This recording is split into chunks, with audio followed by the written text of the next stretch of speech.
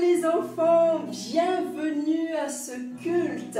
Et je suis vraiment contente d'être avec vous pour ce culte, pour célébrer ce culte en direction des enfants. Nous allons célébrer ce culte avec tonton Nathan qui est toujours avec nous. Bonjour. Et puis nous allons aussi avec tonton Kelly qui est derrière la caméra, vous ne le voyez pas, mais en tout cas c'est lui qui est en train de filmer. Nous allons encore nous réjouir aujourd'hui, nous allons encore chanter et danser pour le Seigneur parce que nous sommes là pour cela.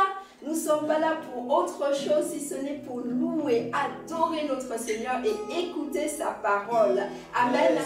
Alors, on ferme les yeux et on va dire un grand merci au Seigneur. Je ne sais pas si tu réalises que vraiment, c'est le Seigneur qui fait qu'aujourd'hui tu sois là. C'est le Seigneur qui permet qu'aujourd'hui tu puisses suivre ce culte en ligne. C'est le Seigneur qui permet cela. Alors, je veux que de tout ton cœur, tu puisses dire un grand merci. Merci Seigneur, parce que tu permets que je puisse entendre ta parole. Tu permets que je puisse suivre ce programme. Tu permets que je puisse chanter, danser pour toi. Merci Seigneur pour tout ce que tu m'as donné en ce jour, Seigneur. Merci pour la maison, merci pour mes frères et sœurs, merci pour papa et maman. Je me réjouis aujourd'hui, Seigneur. Alors, et c'est pour cela vraiment que je veux te rendre un culte agréable, vraiment. Seigneur, que je puisse t'exprimer, te montrer toute ma joie. Oh oui, Seigneur Jésus, que tu puisses prendre vraiment tout le contrôle, que tu puisses faire comme tu veux durant ce culte, que tu puisses toucher qui tu veux, que tu puisses visiter, Seigneur, chaque enfant, que tu puisses agir vraiment, qu'il n'y ait aucun obstacle.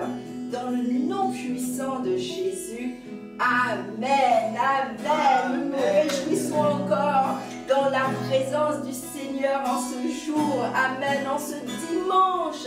J'aime le dire, un jour merveilleux. Quel que soit ce qui s'est passé ce matin à ton réveil, peut-être que tu as été triste à cause de quelque chose, peut-être que tu as été fâché à cause de quelque chose. Mais on dit que tout cela disparaît parce que nous sommes dans la présence du Seigneur et on se réjouit. Amen. Et on va chanter, danser. Danser pour le Seigneur. Ton amour nous environne, Seigneur. Ta gloire resplendit plus que le soleil. Ton amour nous environne, Seigneur. C'est pourquoi nous espérons tous en toi. Ton amour nous environne, Seigneur. Ta gloire resplendit plus que le soleil. Ton amour nous environne, Seigneur. C'est pourquoi nous espérons tous en toi. Au cœur de notre joie.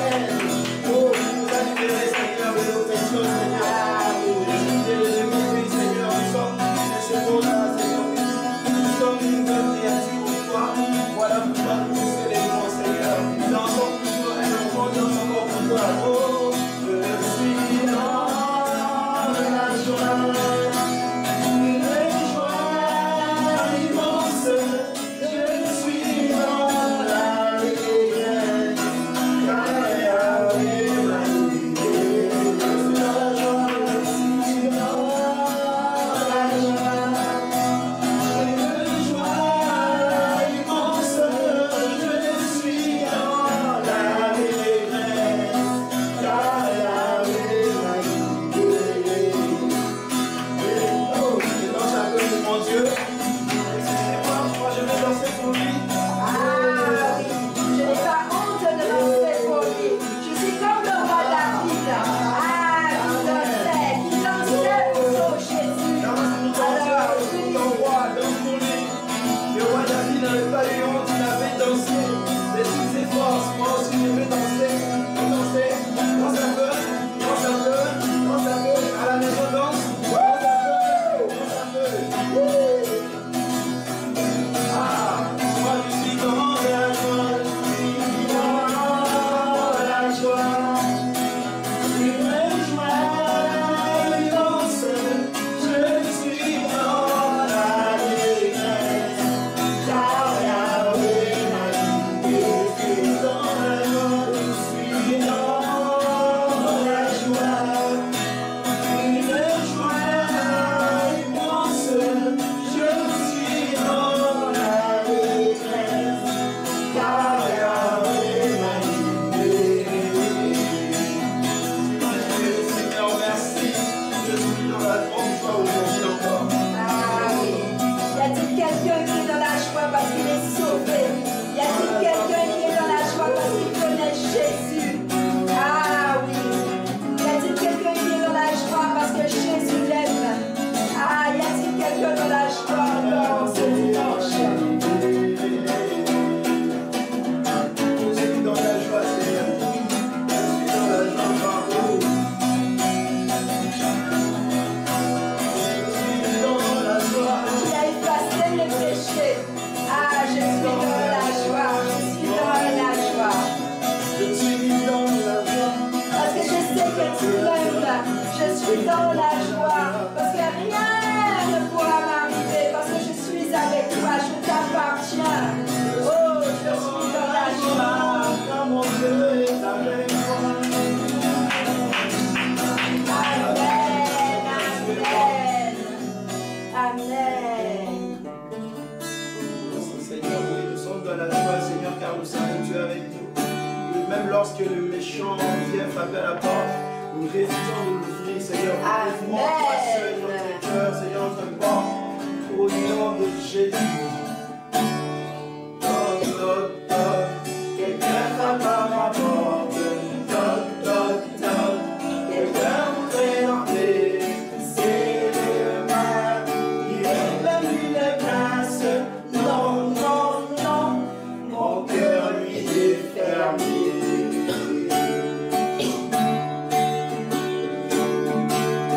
Allez, quelqu'un d'autre? Toc, toc, toc, quelqu'un frappe à ma porte. Toc, toc, toc, quelqu'un voudrait entrer. C'est Jésus, Il réclame toute la place. Oui, oui, oui. Seigneur, tu peux entrer. Est-ce que tu comprends ce chant? Il y a le mal qui frappe à la porte de ton cœur. Toc, toc, toc. Est-ce que tu vas le laisser entrer? Non, tu fermes ton cœur. Tu dis non.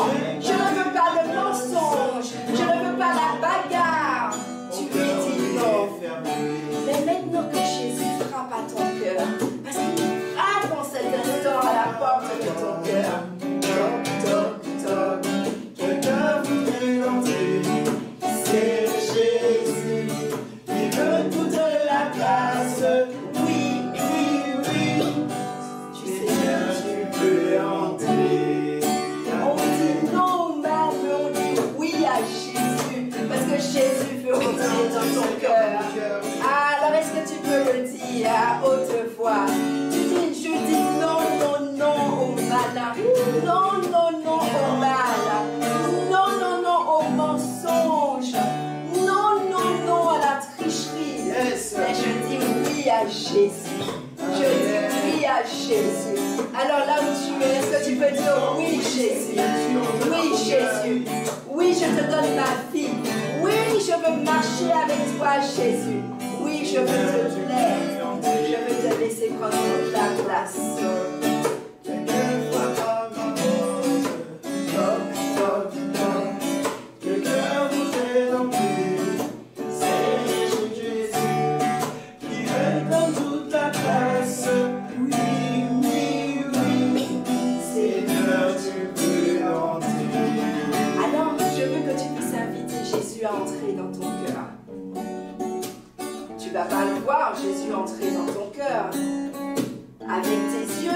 savoir qu'elle veut entrer dans ton cœur. Mais lorsque tu dis Jésus, viens dans mon cœur, ça veut dire Jésus, oui, je crois en toi. Jésus, je crois que tu m'aimes. Et tu m'aimes tellement que tu as accepté de mourir sur la croix. Oui. Alors invite Jésus dans ton cœur. Ah, Jésus, viens. Je veux vivre pour toi. Je veux faire ce qui te plaît. Jésus, je t'invite dans mon cœur.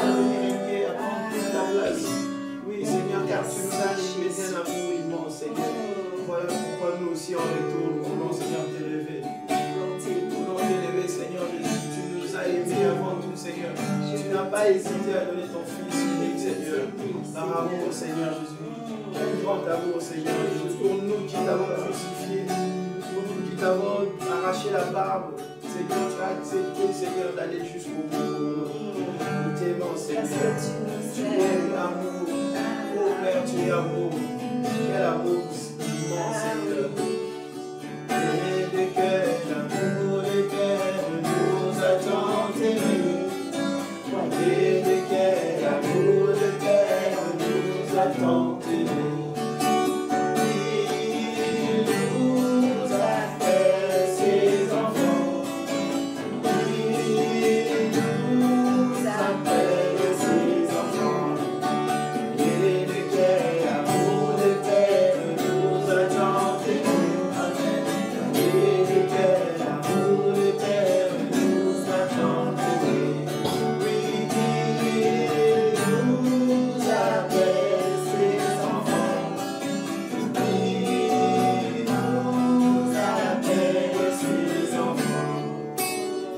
Est-ce que tu connais quelqu'un qui a déjà donné sa vie pour toi? Est-ce que tu connais quelqu'un qui a accepté de mourir pour toi? Alors je vais te donner une image de ce qui s'est passé. C'était comme si tu étais au milieu de la mer. Au milieu de la mer, sans bateau, sans arbre, sans brouche, sans rien. Et tu étais en train de te noyer. Et tu étais en train de couler, même si tu sais nager. Mais au bout quand même de plusieurs heures, tu étais fatigué. Et tu as commencé à couler. Et qu'est-ce que Jésus a fait? Jésus est venu pour te sauver, pour que tu ne puisses pas mourir noyé. Et c'est ça l'œuvre de la croix. C'est ce qui s'est passé à la croix. Alors qu'à cause du péché, tu es en train de te noyer. À cause du péché, tu es en train de t'éloigner de Dieu. Et bien Jésus, qui t'aime tellement, tellement, il n'a pas eu peur. Il n'a pas eu peur de plonger dans cette mer immense et de venir te porter, de te sauver, de permettre que tu ne puisses pas te noyer et pour que tu puisses vivre. C'est ça que Jésus a fait, pour que tu puisses vivre.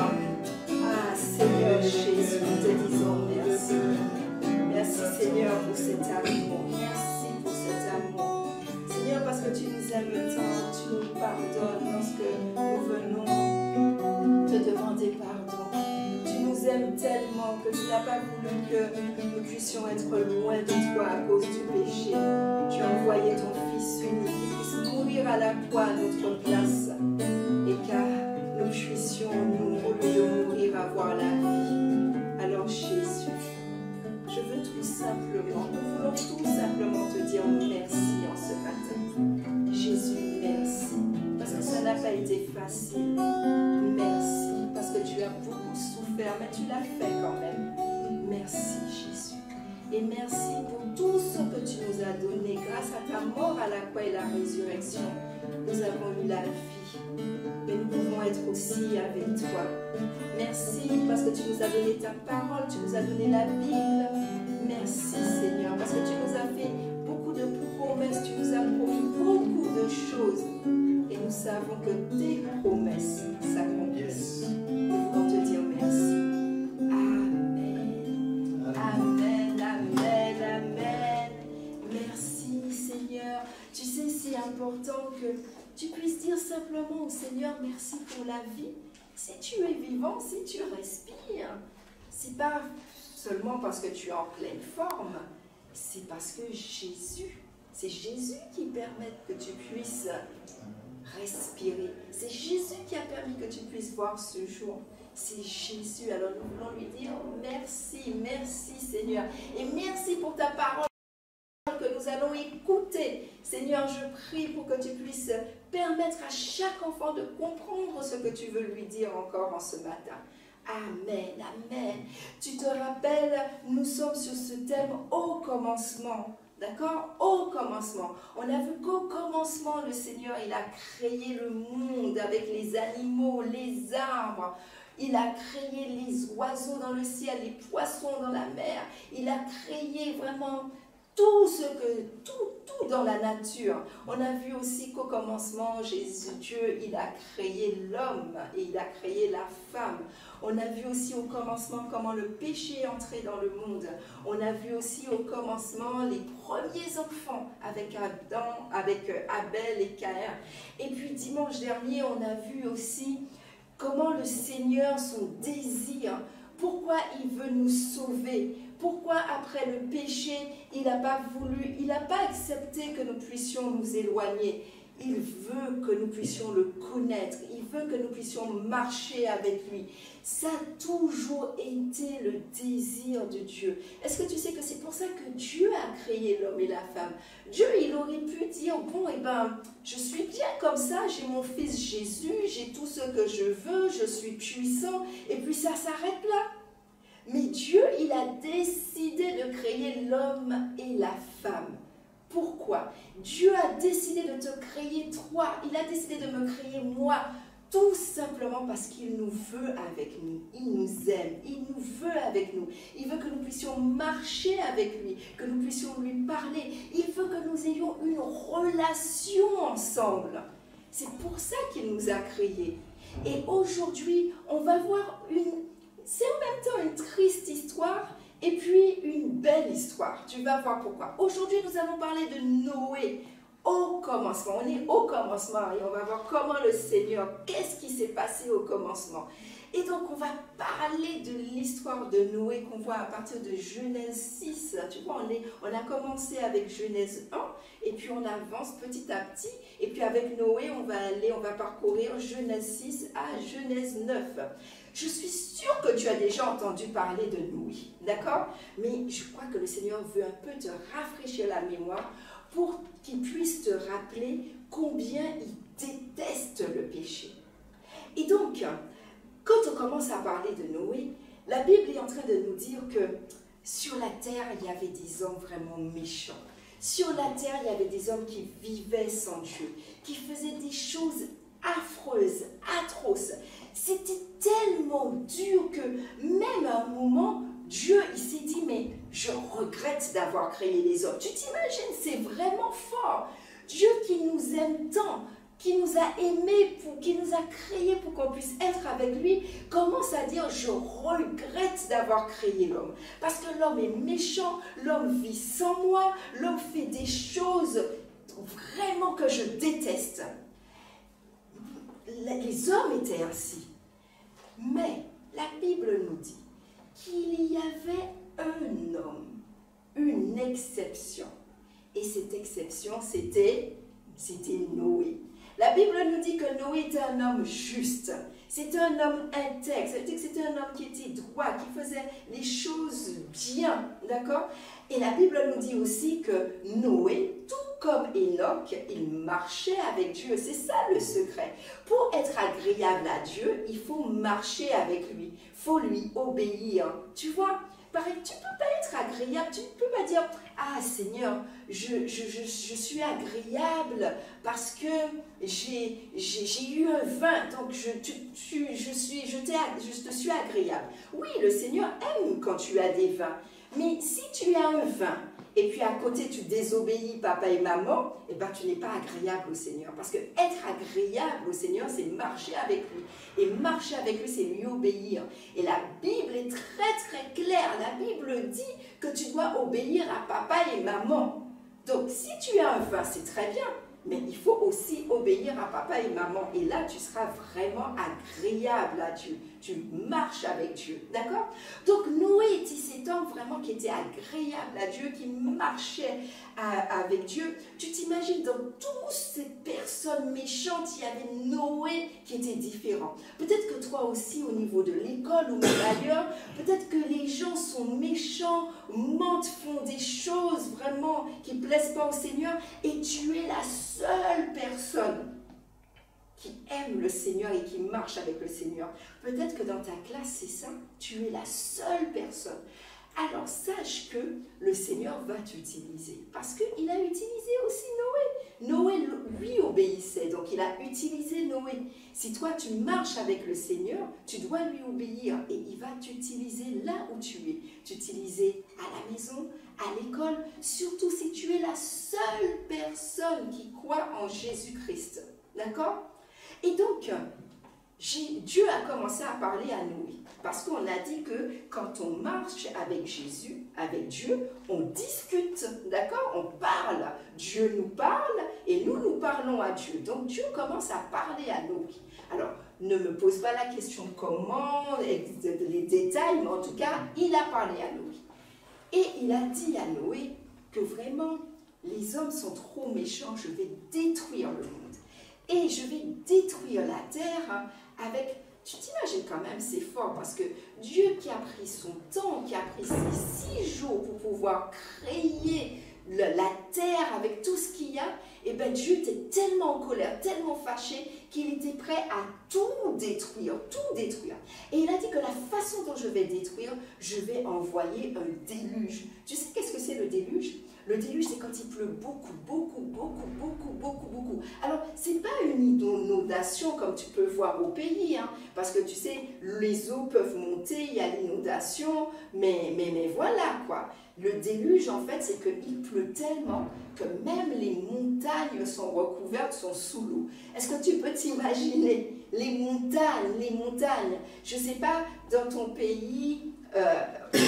je ne sais pas si tu as de grandes montagnes dans ton pays. Au Maroc, il y a des montagnes qu'on appelle l'Atlas. Et moi, dans mon pays aussi, à la Martinique, il y a une grande montagne qu'on appelle la montagne Pelée. Donc, imagine-toi que le déluge, c'est-à-dire que tu as l'eau qui recouvre la montagne. On ne voit plus rien. Et Dieu a dit à Noé qu'il y aura ce déluge, mais construis une arche. Construire une arche. Une arche, c'est un grand bateau, d'accord? Et Dieu a dit, parce que je veux quand même sauver. Je veux sauver les personnes qui m'aiment. Je veux sauver les personnes qui marchent avec moi. Et donc, pendant ce déluge, les personnes vont rentrer dans ce bateau avec les animaux et elles seront sauvées. Et donc, comme on a dit que Noé était un homme qui marchait avec Dieu, donc Noé va obéir. Pourtant, la tâche était grande, parce que imagine-toi, quand même que Noé devait construire un bateau suffisamment grand pour que tous les animaux puissent rentrer par paire, c'est-à-dire un mâle et une femelle de toutes les espèces. Ça fait quand même beaucoup, hein? Pour qu'il puisse entrer lui, pour qu'il puisse entrer avec sa femme. Et puis la Bible nous dit aussi que Noé a eu 3 enfants, d'accord? Sem, Cham et Japheth. Et ils étaient mariés. Donc en tout déjà 8 personnes de la famille de Noé, plus tous les hommes et les femmes qui allaient croire dans le Seigneur Jésus. Donc tu t'imagines, c'est un grand bateau. Donc quand on imagine un peu, il paraît que ce bateau, il était aussi grand qu'un stade de foot. Alors c'est grand un stade de foot. Aussi haut que 3 étages, mais vraiment un bateau gigantesque. Et donc, figure-toi que Noé était en train de faire ce bateau. La Bible nous dit qu'il a pris 120 ans pour construire ce bateau. Ah, il aimait vraiment Dieu, hein. Il était obéissant. 120 ans. J'imagine que ses fils devaient l'aider, mais il y avait quelque chose de très particulier. C'est les hommes et les femmes, quand ils voyaient Noé construire ce bateau, ils se moquaient de lui. « Hé Noé, tu es fou, qu'est-ce que tu es en train de faire? Qu'est-ce que tu es en train de faire ?» Et ça n'a pas arrêté, même si on se moquait de lui, même si on l'insultait, il a continué parce qu'il voulait obéir au Seigneur. Il voulait obéir au Seigneur. Et donc, le moment est arrivé où le bateau a été achevé, d'accord? Et donc, Noé, il a eu des consignes, des instructions. Vraiment, Dieu lui avait dit exactement comment construire ce bateau. Il lui avait dit qu'il fallait une porte, il fallait une fenêtre, qu'il fallait 3 étages. Il a fait tout comme le Seigneur lui a dit. Et le moment est venu où il fallait rentrer dans le bateau. Et j'imagine que Noé, il ne devait pas arrêter de dire à tout le monde, oui, repentez-vous, c'est-à-dire demandez pardon pour vos péchés, venez au Seigneur, venez dans ce bateau, parce qu'il y aura une catastrophe, il y aura un déluge, si vous voulez être sauvés, rentrez. Il disait ça, je pense que chaque jour il devait le dire. Mais les hommes étaient tellement méchants, les cœurs étaient tellement durs, ils aimaient tellement les plaisirs du monde qu'ils n'ont pas écouté Noé. C'est un peu comme parfois tu parles du Seigneur Jésus à quelqu'un, et puis un camarade de classe, et puis il ne t'écoute pas du tout, tu vois. Et bien ça se passait un peu comme ça, mais Noé il ne s'est pas découragé, il a continué à parler. Et puis le moment y est arrivé où il est rentré avec sa famille dans le bateau et avec les animaux. Ils étaient 8 en tout. 8. Et la Bible nous dit de façon claire qu'une fois qu'ils étaient rentrés, une fois que les animaux étaient rentrés, Dieu a fermé la porte. C'est Dieu lui-même qui a fermé la porte. Ça veut dire que personne ne pouvait plus rentrer. C'était trop tard. Si quelqu'un là maintenant voulait rentrer, frapper à la porte, Noé, ouvre-moi, ouvre-moi, c'était trop tard. Parce que Dieu lui-même avait fermé. Et Noé ne pouvait pas ouvrir. Il n'avait pas la clé, il ne pouvait pas ouvrir. Et cela veut dire qu'il y a un temps où on pourra toujours venir au Seigneur. Mais il y a un moment qui viendra, il y a un moment où ce sera plus possible. C'est pour cela que si tu écoutes maintenant cette parole, tu dois te réconcilier avec le Seigneur. Parce que maintenant, c'est encore possible. Mais on ne sait pas si demain, ce sera toujours possible. On ne sait pas quel moment Dieu va décider de fermer la porte. On ne sait pas. Mais Noé, il ne savait pas à quel moment Dieu allait fermer la porte. On ne sait pas. Donc, quand on écoute cette parole, il faut que l'on puisse demander pardon au Seigneur et venir au Seigneur Jésus parce qu'on ne sait pas. Et donc, ils sont restés 7 jours dans le bateau, il ne se passait rien. Et puis, au bout du 7e jour, il a commencé à pleuvoir. Il a commencé à pleuvoir. La Bible nous dit que l'eau est venue de partout, des abîmes, c'est-à-dire des profondeurs de la terre, du ciel. En tout cas, l'eau est venue de partout. Et il a plu pendant 40 jours et 40 nuits. Tu t'imagines, 40 jours, 40 nuits. Et ce n'était pas une petite pluie, parce qu'on nous dit que tout était recouvert, les montagnes étaient recouvertes, on ne voyait plus les maisons. Imagine-toi la tour la plus haute, l'immeuble le plus haut dans ton pays. Et bien cet immeuble complètement recouvert. Et donc s'il y avait autant d'eau, et bien ça veut dire que les hommes et les femmes, ils ne peuvent pas survivre. Donc ils sont morts. Ils sont morts. Parce qu'ils n'ont pas voulu écouter. Ils n'ont pas voulu écouter le message de Noé. Ils n'ont pas voulu être sauvés. Il suffisait de rentrer dans l'arche pour être sauvés. Et tu sais, c'est qui notre arche? C'est Jésus-Christ. Jésus-Christ est notre arche. Parce que quand on va à Jésus-Christ, eh ben, on est sauvé. Comme l'arche, si on rentre, si les hommes à l'époque étaient rentrés dans l'arche, ils auraient été sauvés. C'est Jésus-Christ. On l'a vu dimanche dernier, c'est uniquement par Jésus-Christ qu'on peut être sauvé. C'est uniquement par Jésus-Christ que nous pouvons faire la paix, réconcilier avec Dieu. C'est Jésus-Christ, notre arche. Et donc, figure-toi que tout le monde est mort parce qu'ils n'ont pas voulu entrer dans l'arche. Ils n'ont pas voulu croire en Jésus-Christ. Ils n'ont pas voulu se réconcilier avec Dieu. Ils ont voulu vivre leur vie. Figure-toi que le jour quand le déluge est arrivé, les hommes s'amusaient, les hommes, la Bible nous dit qu'ils se mariaient, ils faisaient plein de choses, ils se souciaient, ils ne savaient même pas. En fait, ils pensaient que Noé mentait, ils pensaient que Noé était fou, mais il n'est pas fou. Et donc, au bout de 40 jours, 40 nuits, après, il a cessé de pleuvoir. Il n'y avait plus rien, on ne voyait plus rien. Et Noé était dans sa famille en sécurité parce qu'il est rentré aussi avec de la nourriture. Il avait tout ce qu'il fallait pour tenir tout ce temps dans l'arche. Et après, il a cessé de pleuvoir. Donc l'eau a commencé à diminuer. Et à un moment, le Seigneur a dit à Noé, il pouvait ouvrir la fenêtre. Il a ouvert, pas la porte, la fenêtre. Et il a fait sortir un corbeau, tu connais les oiseaux, qui s'appellent des corbeaux, et puis il a fait sortir une colombe. La première fois, la colombe, elle est sortie, mais elle est revenue, parce qu'il y avait encore beaucoup d'eau, elle ne pouvait pas se poser. 7 jours après, il a envoyé la colombe. Elle est revenue, mais elle est revenue avec une branche d'olivier dans le bec. Ça veut dire que les arbres ont commencé à voir les arbres, tu vois. Et puis la 3e fois, quand Noé l'a envoyée, ben, elle n'est plus revenue. Elle n'est plus revenue, donc ça veut dire que la terre était devenue toute sèche, il n'y avait plus d'eau. Et Noé est sorti avec sa famille. Et Noé avait tellement de reconnaissance par rapport à Dieu, parce que Dieu l'avait sauvé, gardé. On nous dit qu'il a fait un autel. L'autel, c'est vraiment pour dire merci au Seigneur. Et cela a été tellement agréable au Seigneur qu'il a dit, il a fait une promesse à Noé. Il a dit, plus jamais il y aura de déluge sur la terre. Plus jamais. C'est vrai qu'il y a des inondations. C'est vrai que des fois, on voit l'eau rentrer dans les maisons, on voit l'eau envahir les routes, mais plus jamais de déluge. Ça veut dire que plus jamais toute la terre ne va périr noyée. Ça veut dire que plus jamais les montagnes seront sous l'eau. Plus jamais. Il a fait cette promesse. Et pour montrer vraiment cette promesse, pour vraiment, il a dit qu'il a fait alliance avec Noé et sa famille. Il y a eu un signe, et le signe c'était un arc-en-ciel.